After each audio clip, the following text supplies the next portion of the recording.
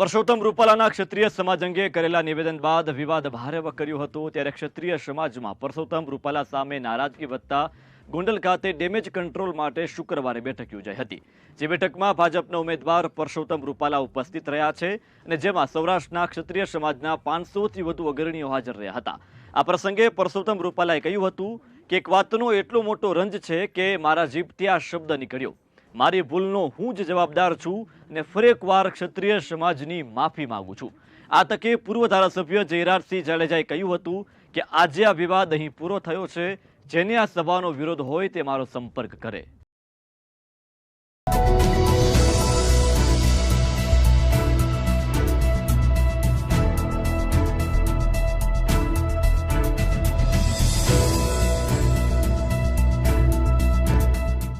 મિત્રો, મને એક વાતનો એવડો મોટો રંજ છે કે મારી જીભથી આ વાક્ય નીકળ્યું। મારી આખી લાઈફમાં મેં કોઈ નિવેદન કર્યું હોય અને એને પાછું ખેંચ્યું હોય એવો રેકોર્ડ નથી। મારી આખી લાઈફમાં આવો રેકોર્ડ નથી।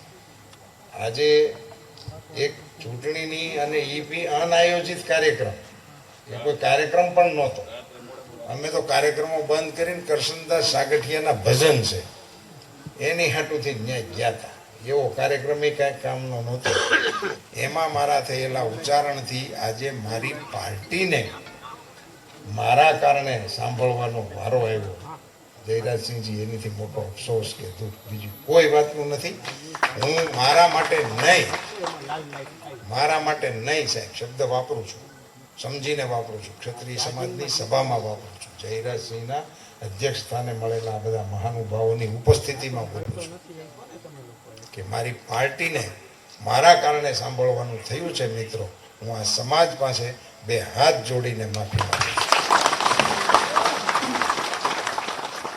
રૂપાલા સાહેબે આજે એના નિવેદનની અંદર ફરીથી ક્ષત્રિય સમાજની માફી એકવાર નહીં 2 વાર માગી લીધી। મને લાગે છે કે આજે વિષય પૂરો થાય છે।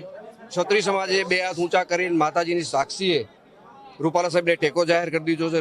રૂપાલા સાહેબ પણ આ કાર્યક્રમ પ્રતિ સંતુષ્ટ છે અને ક્ષત્રિય સમાજને રૂપાલા સાહેબની ભાષણ પછી અને અમારા બધાની સમજાવટ પછી સમાજને પૂરો સંતોષ છે। એટલે કોઈ રોષ જેવી બાબત હવે આ ક્ષેત્રમાં રહી નથી। આવા યુદ્ધને હું માનતો જ નથી ને આવા બધાને હું ફરીથી ચેલેન્જ કરું છું કે તમે બધા બહાદુરના દીકરા હો ને તો તમે અહીં આવજો, મને તમારી જગ્યાએ બોલાવજો, તારીખ તમારી, ટાઈમ તમારો, સ્થળ તમારું, બહાદુરી તમારી, મને બોલાવો ને હું એકલો આવીશ અને તમારી સામે ફેસ ટુ ફેસ તમે જે ભાષાથી વ્યવહાર કરવા માગતા હો એનાથી નહીં પણ આગળ જઈને માત્ર ને માત્ર સોશિયલ મીડિયાવાળા મિત્રો જે ઉછળકૂદ કરે છે એને કહું છું, જેને આ કાર્યક્રમ ગમ્યો નથી એને કહું છું, મને વહેલી તકે બોલાવે અથવા તો મને મળવા આવે એટલે દૂધ ને પાણી થઈ જશે।